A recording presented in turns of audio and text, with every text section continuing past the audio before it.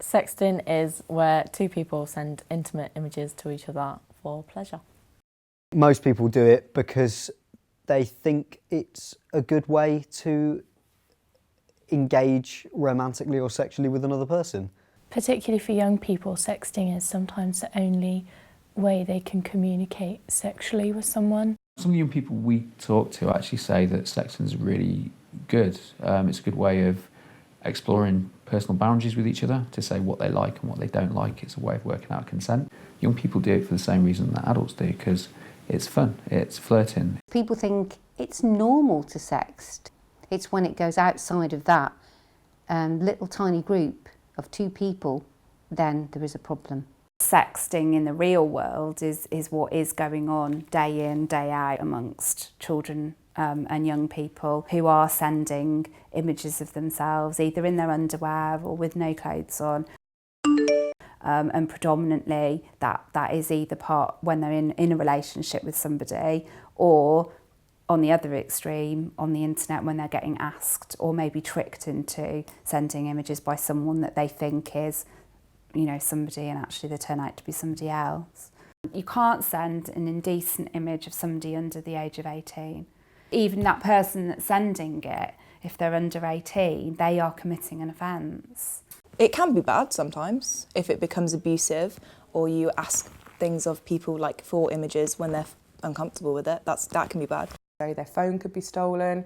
One of their friends could pick up their phone and have a look at it and see. That person could also share it as well. So what if you break up with that person? You might trust them now, but what if you break up with them and in the future they decide that they want to share that image with everybody else? If an image is shared specifically, that can very easily be distributed. Can result in exposure, people getting harassed, abuse, because it exists forever in that realm. Another risk that a lot of people don't think about is the pressure on the other person.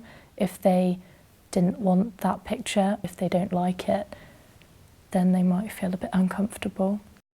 If those messages tip over into being abusive or offensive, or they could be perceived as harassing somebody, that's when you're tipping over into looking at whether that might be a criminal offence. So parents get shocked when they find out that young people are actually sending flirty text messages. Sexting is a very good thing for parents to find and stumble upon, because it starts a discussion potentially from quite a young age. Because it does scare some parents, and they think, oh my God, my little girl or my little boy is sending these horrible messages or pictures. Try and stay calm. I know that it would be, you know, I'm thinking about my own children here, and I can feel my heart already feeling, oh my goodness, what have I found? But try and stay calm, try and be able to have that open conversation.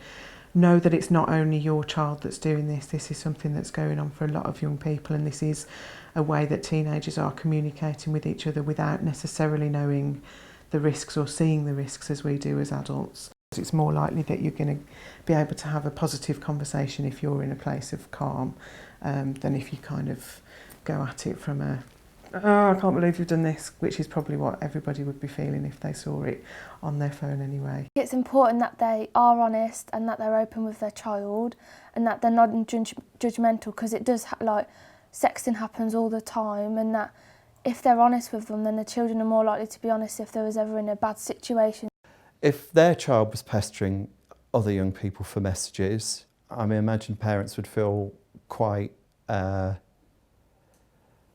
upset, possibly ashamed about that one. But actually, in real life, it does happen, and actually just making sure that they understand the consequence of what they're doing.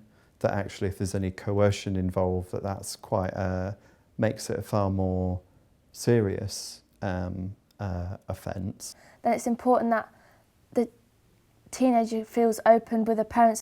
If a parent was quite upfront and uptight about it, and they're just like, you shouldn't have done that, that's illegal and everything, then it can make the child feel like withdrawn from their own parent, which is really, really bad. You can't get away from the fact that it's illegal. In the eyes of the law, you can't send an image of somebody under the age of 18. The reality is, by just telling children not to do it, then we're not going to stop it from happening.